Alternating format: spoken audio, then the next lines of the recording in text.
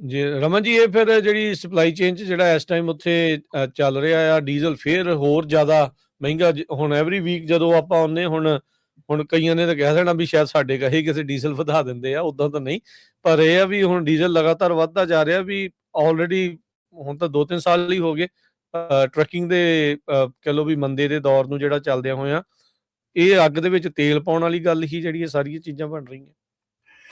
ਬਿਲਕੁਲ, ਰਾਜਕਾਰਨ ਇਹ ਤਾਂ ਇੱਕ ਵਾਰ ਦਾ ਕਾਮਨ ਇਫੈਕਟ ਹੈਗਾ ਹੈ ਜਿਹੜਾ ਕਿ ਹੋ ਰਿਹਾ ਹੈਗਾ ਆ। ਸੋ ਇਹ ਸਾਰੀ ਦੁਨੀਆ ਦੇ ਨਾਲ ਹੀ ਆ, ਸਾਰੀ ਦੁਨੀਆ ਦੇ ਵਿੱਚ ਹਲਚਲ ਮਚੀ ਹੋਈ ਆ ਔਰ ਪ੍ਰਾਈਸਿਸ ਜਿਹੜੀਆਂ ਆ ਸਾਰੀ ਦੁਨੀਆ 'ਚ ਉੱਪਰ ਜਾ ਰਹੀਆਂ।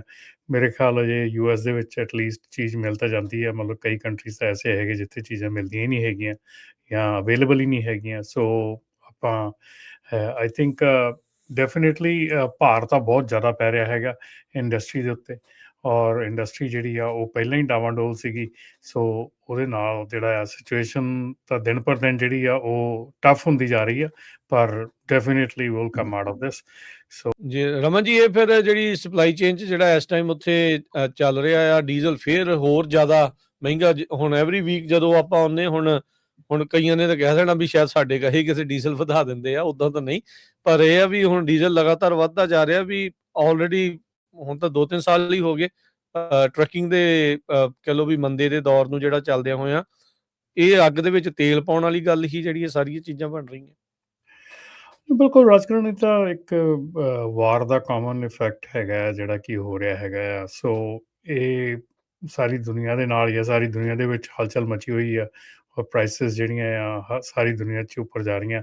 ਮੇਰੇ ਖਿਆਲ ਅਜੇ ਯੂਐਸ ਦੇ ਵਿੱਚ ਐਟਲੀਸਟ ਚੀਜ਼ ਮਿਲ ਤਾਂ ਜਾਂਦੀ ਹੈ, ਮਤਲਬ ਕਈ ਕੰਟਰੀਜ਼ ਤਾਂ ਐਸੇ ਹੈਗੇ ਜਿੱਥੇ ਚੀਜ਼ਾਂ ਮਿਲਦੀਆਂ ਹੀ ਨਹੀਂ ਹੈਗੀਆਂ ਜਾਂ ਅਵੇਲੇਬਲ ਹੀ ਨਹੀਂ ਹੈਗੀਆਂ। ਸੋ ਆਪਾਂ ਆਈ ਥਿੰਕ ਡੈਫੀਨੇਟਲੀ ਭਾਰ ਤਾਂ ਬਹੁਤ ਜ਼ਿਆਦਾ ਪੈ ਰਿਹਾ ਹੈਗਾ ਇੰਡਸਟਰੀ ਦੇ ਉੱਤੇ ਔਰ ਇੰਡਸਟਰੀ ਜਿਹੜੀ ਆ ਉਹ ਪਹਿਲਾਂ ਹੀ ਡਾਵਾਂਡੋਲ ਸੀਗੀ।